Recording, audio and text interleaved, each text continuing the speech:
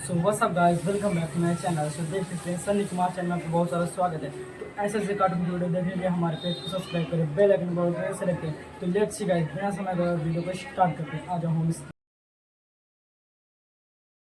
है जो कि एक बड़ी बिजनेस विमेन है। उसको किसी के दर्द से कोई फर्क नहीं पड़ता। उसके लिए अपने काम से बढ़कर कुछ नहीं। ये क्या बना रखा है? ये खिलाओगे तुम उनको? माफ करना छोटी मालकिन, मैं फिर से बना देता हूँ। अरे क्या हुआ बहू, क्यों चिल्ला रही हो इन पर इतनी सुबह सुबह? अब क्या कर दिया इन्होंने? मम्मी जी, अभी दोपहर को मेरे बहुत ही इंपॉर्टेंट गेस्ट आने वाले हैं और इनका खाना ऐसा है बेस्वाद। अगर ये खाएंगे तो क्या सोचेंगे? इनको अभी के अभी नौकरी से निकाल दो। मुझे ऐसे लोग काम पर नहीं चाहिए जिनको ठीक से काम करना नहीं आता। अरे लेकिन बहू, ये बहुत सालों से हमारे लिए काम कर रहे हैं, ऐसा कैसे निकाल दे? हाँ मेम साहब, मुझे नौकरी से मत निकालिए। मैं अच्छे से काम करूंगा, आपको शिकायत का कोई मौका नहीं दूंगा। मैंने एक बार जो बोल दिया सो बोल दिया। जल्दी से कोई नया शेफ ढूंढ कर लाओ। अगले दिन ऑफिस में, ये सब क्या है? अभी तक ये काम पूरा क्यों नहीं हुआ है? मैम, वो क्या? किसको दिया था मैंने ये काम? उसको अभी मेरे सामने बुलाकर लाओ। जी मैम। मैम, वो सर्वर में थोड़ी दिक्कत आ गई थी। किसके? तुम्हारे या कंप्यूटर के? वो मैम, बात यह है कि जितना वक्त तुम आज मुझे समझाने में जाया कर रहे हो ना, उतना वक्त अगर तुमने कल इस काम को करने में किया होता तो आज ये पूरा हो जाता। तुम्हें नौकरी से निकाला जाता है। मैम प्लीज ऐसा मत करिए। मेरे छोटे छोटे बच्चे हैं, अगर मेरी नौकरी चली गई तो। ये सब तुमको ऐसा काम करने से पहले सोचना चाहिए था। मैम मुझे एक मौका और दीजिए, मैं अभी पूरा करके लाता हूँ। ये जो मौका था, यही तुम्हारा आखिरी मौका था जो तुमने गंवा दिया। मैं और कुछ नहीं सुनना चाहती। मेरी कंपनी में तुम जैसे कामचोरों के लिए कोई जगह नहीं है। तुम्हें इस नौकरी से निकाला जाता है। शाम को घर पर, मैंने सुना आज तुमने फिर किसी को नौकरी से निकाल दिया। अरे हमारी पॉलिसी है ना, हमारी कंपनी लोगों के इमोशंस का भी ध्यान रखती है। इमोशन कुछ नहीं होता। कमजोर होते हैं वो लोग जो ऐसे काम करते हैं। और नौकरी से निकाल दिया तो इसमें कोई नई बात नहीं। जिस तरह घर को साफ करने के लिए गंदगी बाहर फेंकनी पड़ती है, उसी तरह कंपनी को आगे बढ़ाने के लिए यूजलेस लोगों को कंपनी से बाहर निकालना पड़ेगा। तुम लोगों की तुलना गंदगी से कैसे कर सकती हो?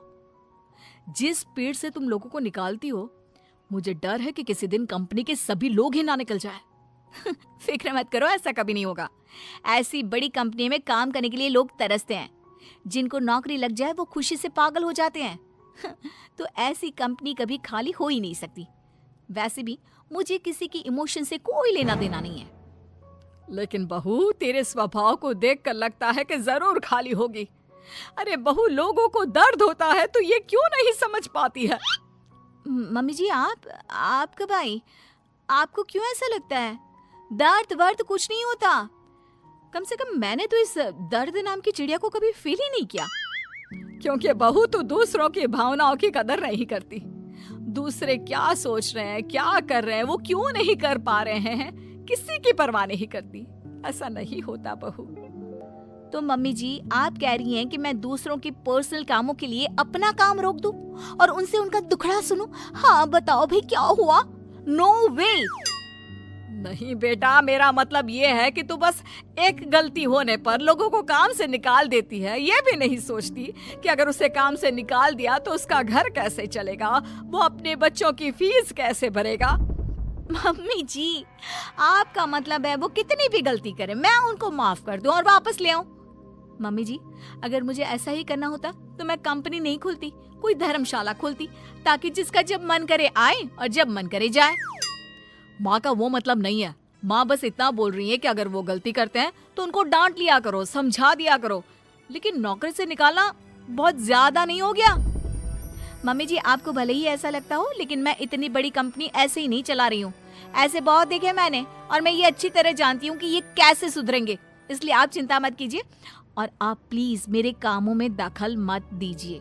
मुझे अच्छी तरह पता है कि मैं क्या कर रही हूँ। एक दिन अचानक से रिया की बेटी की तबीयत बहुत खराब हो जाती है और रिया कंपनी की जरूरी मीटिंग छोड़ देती है।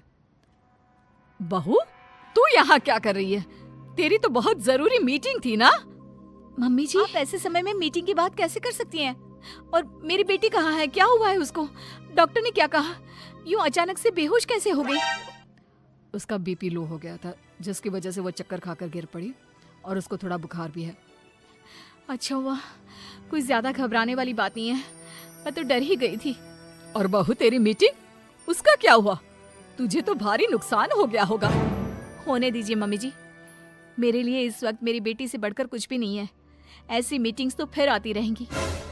लेकिन बहू, कुछ दिनों पहले तुमने ही कहा था कि किसी के निजी काम के लिए तुम्हारा काम नहीं रुकेगा, तो फिर ये सब क्या है? मम्मी जी, आपको क्या हो गया है? ये किसी का भी निजी काम नहीं है, ये मेरा अपना निजी काम है।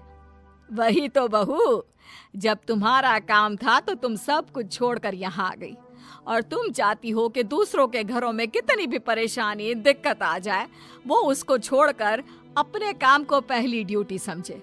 लेकिन वही चीज अगर तुम्हारे साथ हो तो तुम अपनी पहली जिम्मेदारी अपने परिवार की तरफ समझती हो, उसके बाद तुम्हारा काम। ये कैसी नाइंसाफी है? उनके साथ तुम करो तो ठीक और वो करे तो गलत। आप सही कह रही हैं मम्मी जी, मैंने ये बात कभी समझी ही नहीं। अब तो समझ गई ना? अब से उनके साथ कुछ ऐसा मत करना, उनकी भी परेशानी समझने की कोशिश करना। हाँ मम्मी जी, अब मैं सब समझ गई हूँ। मुझे अपनी गलती का एहसास हो गया है।